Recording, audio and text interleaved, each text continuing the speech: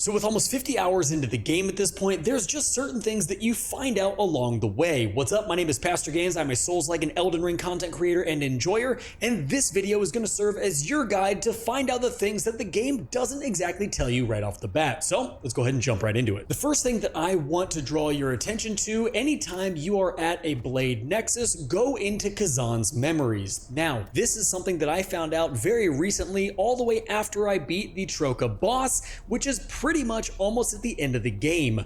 This is going to be where you can upgrade your stats based on if you have key items. You are going to need required vengeance points in order to upgrade your damage increase, your damage multiplier increase, and your stamina damage increase, but you get these from fighting the phantoms that you can summon in any level. They have a chance to drop these required vengeance points, and upon returning to a Blade Nexus, you can check the memories of where you currently are, and as you can see, I've killed 4 out of 11 of these phantoms in order to be rewarded with 6 vengeance points in order to upgrade my stats. This is a surefire and easy way to do more damage and buff your build overall, so definitely take advantage of this. Now, another thing you may not know that can help you allocate your stats along your journey in First Berserker Khazan is that there are soft and hard caps just like there are in Elden Ring for your stats, so you shouldn't go over a certain amount because you're not going to be able to benefit as much as you normally would if you were under the soft cap or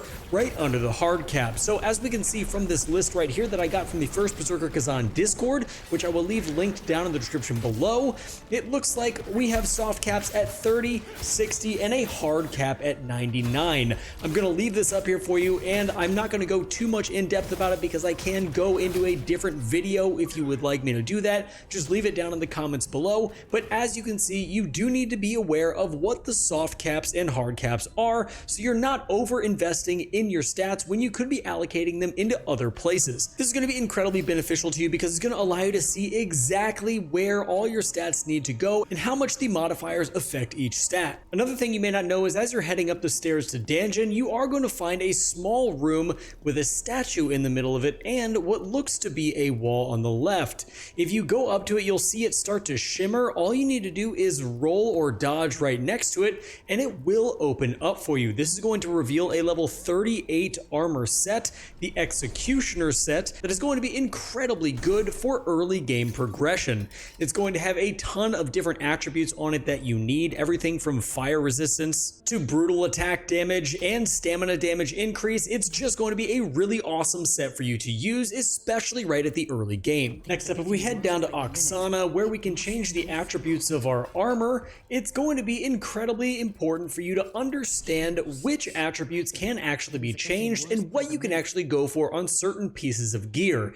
If you don't know this, you're going to constantly spin Lacrima and waste it, so once you get to the change attributes icon, you can head over to whatever piece of gear you want to change attributes for, and you can hit view all attributes, which on the Xbox is the double square button, and this is going to allow you to see what you can actually get on this particular piece of gear. It does change based on what piece of gear you're looking at, so some of the attributes you can get on a helmet, you won't be able to get on a chest piece, and so on and so forth. But this is incredibly nice to know and can allow you to not waste a ton of Lacrima while trying to build your perfect armor. Another thing I think you should be aware of is if you go to your phantom abilities, anytime you are at a Blade Nexus, you are going to see all your phantoms that you have unlocked. However, if you look a little bit closer, you will see that you can awaken your phantoms as well. The way to do this is incredibly similar to how you unlock them in the first place. To unlock a phantom, you have to find a special item that phantom requires.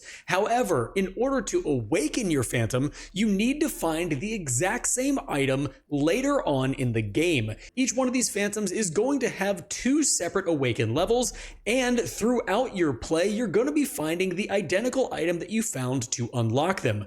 I had no idea this was a thing until very, very recently, and it can be incredibly powerful, especially if you unlock them to level 2, because the stats and buffs that you get from them are absolutely phenomenal. So I do want to revisit Danjin's store because we do need to discuss something. As of right now, it is April 9th.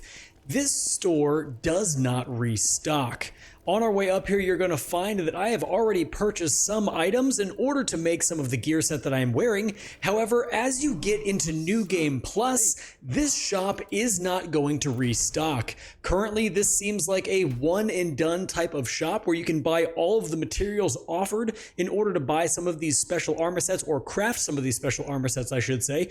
But as of right now, until a patch comes out, this entire shop is going to be locked after you buy all of the materials. They will not restock, so do with that as you will. I'm hoping that they will patch this at some point, but this is definitely something that the game does not tell you about, that as I'm searching Reddit and a lot of the forums, a lot of people are very upset about. Next up, in a lot of the caves, you're going to find crypt devourers. However, what the game doesn't tell you is that they will die from one hit of your javelin. All you need to do is aim at them as they're laying in the ground, and you can throw your javelin no matter how upgraded or not upgraded your javelin is, and it will kill them in one hit. This is also going to allow you to get the Defrona's Codex Crypt Devourer, which is going to allow you to get earth-resistant parchment, which allows you to craft earth-resistant potions from the blacksmith. And that is going to be 7 things that I felt were very helpful to know that the game doesn't exactly tell you. If you have tips that you found out, leave them down in the comments below, as it does help the community. Make sure to subscribe and hit the bell notification on your way out. And until next time, guys,